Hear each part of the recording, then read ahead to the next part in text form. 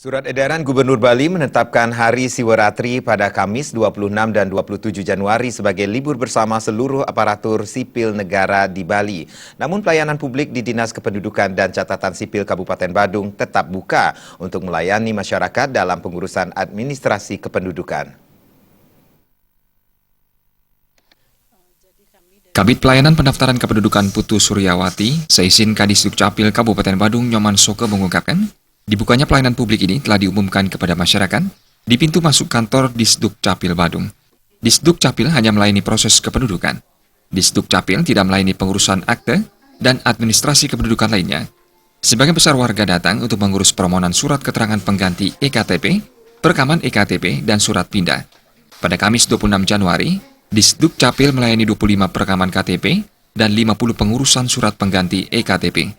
Jadi kami dari khususnya di bidang pendaftaran administrasi kependudukan, kita memang buka di hari libur bersama waktu Siwaratri dengan sekarang ini, karena banyak sekali permintaan daripada surat keterangan pengganti KTP. Kemudian yang kedua perekaman KTP. Karena hal yang seperti itu, makanya kami buka di hari libur ini. Kalau akte untuk hari ini tidak bisa, tetapi hanya untuk untuk pengambilan formulir bisa. Saat ditemui dalam pengambilan surat pengganti EKTP, salah satu warga Indah menyambut baik pelayanan Disdukcapil di hari libur dan membantu memperlancar pengurusan kependudukan.